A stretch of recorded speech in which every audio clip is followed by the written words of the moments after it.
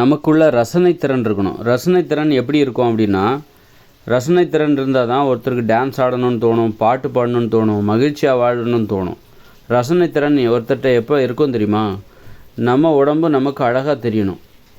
அதாவது நம்ம உடம்பு நமக்கு அழகாக தெரியலைன்னா, நம்மளை பற்றி நமக்கு தாழ்வு மனப்பான்மை இருக்குது, கூச்சம் இருக்குது அப்படின்னா நமக்கு ரசனை திறனே இருக்காது.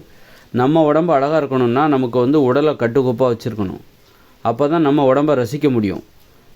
ரசனைங்கிறது நம்ம உடம்புலேருந்து தான் ஆரம்பிக்குது. ஒருத்தர் என்னுடைய ரசனை எனது உடலில் இருந்து தான் ஆரம்பிக்குது. எனது உடலை என்னால் ரசிக்க முடிகிறது என்றால் எனக்கு ரசனை திறன் இருக்கும். என் உடம்பே என்னால் ரசிக்க முடியல, என் உடம்பு குண்டாக இருக்குது, நல்லா இல்லை, என்னுடைய உருவம் எனக்கு நல்லாவே பிடிக்கலை, நல்லாவே இல்லை அப்படின்னு எனக்கு தோணுச்சுன்னா எனக்கு ரசனை திறனே இருக்காது. அப்போது ரசனைத்திறன் நான் நல்லா இல்லை அப்படிங்கும்போது இந்த உலகம் நல்லா இருக்குது, இந்த உலகத்தில் எல்லோரும் நல்லா இருக்காங்க அப்படின்னா எனக்கு அவங்கள ரசிக்கணும்னு தோணும். என்ன ரசித்தா மட்டும்தான் நான் மற்றவங்கள ரசிப்பேன்.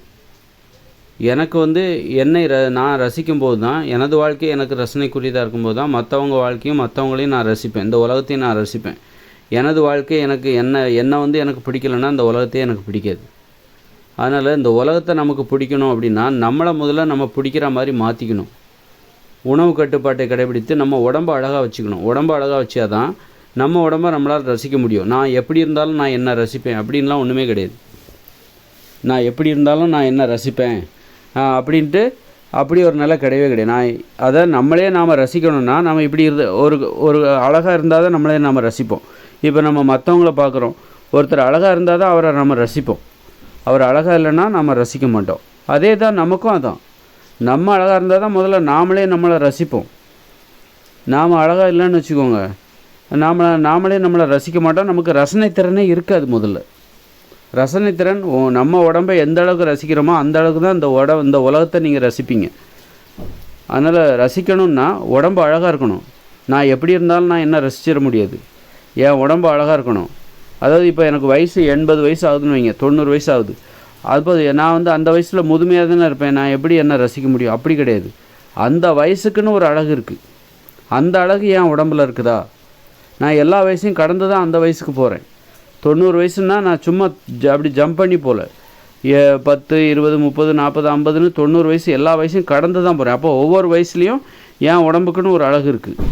அந்த அழகை நான் ரசிச்சுக்கிட்டே தான் நான் 90 வயசுக்கு போவேன். நான் 90 வயசில் என் உடம்புக்குன்னு ஒரு அழகு இருக்குது. அந்த அழகு என் உடம்பில் இருக்கணும். அப்போ தான் நான் என்ன ரசிக்க முடியும். எனக்கு ரசனை உணர்ச்சி 90 வயசுலேயும் இருக்கும். அதனால் ரசனை உணர்ச்சியோட ஆரம்பமே என்னென்னா நம்ம உடம்பை நாம் ரசிக்கணும். அந்தந்த வயசுக்குன்னு ஒரு அழகு இருக்குது. ஒரு குழந்தையாக இருக்கும்போது ஒரு அழகு இருக்குது. அந்த வயசுக்குன்னு ஒரு அழகு இருக்குது. அதுபோல் வயசானாலும் சரி, 100 வயசானாலும் சரி, அந்த வயசுக்குன்னு ஒரு அழகு இருக்குது. அது இருந்தால் தான் ரசனை உணர்ச்சி இருக்கும். அப்படிலாம் இல்லாமல் இப்போ நான் 100 வயசில் நான் தொப்பையும் தொந்தியுமாக இருக்கிறேன், குண்டாக இருக்கிறேன், என்னால் நடக்க முடியல அப்படின்னா என்ன ரசிக்க முடியாது. 100 வயசுலேயே ஆனாலும் சரி, எப்போ வேணாலும் சரி, 40 வயசானாலும் சரி, நான் ரொம்ப குண்டாக இருக்கேன், பார்க்குறவங்களாம் முகம் சுளிக்கிறாங்க, நல்லாவே இல்லை அப்படின்னா எனக்கும் அப்படி தான் தோணுது அப்படின்னா நான் ரசிச்சுக்கிட மாட்டேன். எனக்கு ரசனை உணர்ச்சியே இருக்காது.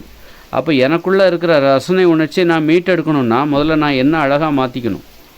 என்ன உணவு கட்டுப்பாடெல்லாம் கடைபிடித்து நான் என்ன அழகாக மாற்றும் போது தான் எனக்குள்ளே இருக்கிற ரசனை உணர்ச்சியை நான் மீட்டெடுக்க முடியும். எனக்குள்ளே இருக்கிற ரசனை உணர்ச்சி மீட்டெடுத்தால் தான் நான் மகிழ்ச்சியாகவே வாழ முடியும். மகிழ்ச்சியாக வாழ்வதற்கு ரசனை உணர்ச்சி தேவை, ரசிக்கின்ற உணர்ச்சி தேவை. அதனால் நம்மளை முதல்ல நாம் அழகாக வச்சுக்கணும். அப்போ தான் ரசிக்கின்ற உணர்ச்சி, அப்போ தான் மகிழ்ச்சியாகவே இருக்க முடியும். ரசிக்கின்ற உணர்ச்சி இருந்தால் தான் மகிழ்ச்சியாக இருக்க முடியும். மகிழ்ச்சியாக இருப்பதற்கான அடையாளமே ஒருத்தர் ஆடுறாரு பாடுறாரு அப்படின்னா அவர் மகிழ்ச்சியாக இருக்காருன்னு அர்த்தம். அப்போது நாம் அசிங்கமாக இருக்கிறோம், குண்டாக இருக்கிறோம், நமக்கே நம்ம பிடிக்கல, தாழ்வு மனப்பான்மை ஏற்படுதுன்னா நமக்கு ரசிக்கின்ற உணர்ச்சி இருக்காது, மகிழ்ச்சியாக வாழ்வதற்கு தகுதி இல்லை. அப்போது நாம் ஆடவோ பாடவோ நமக்கு பிடிக்காது.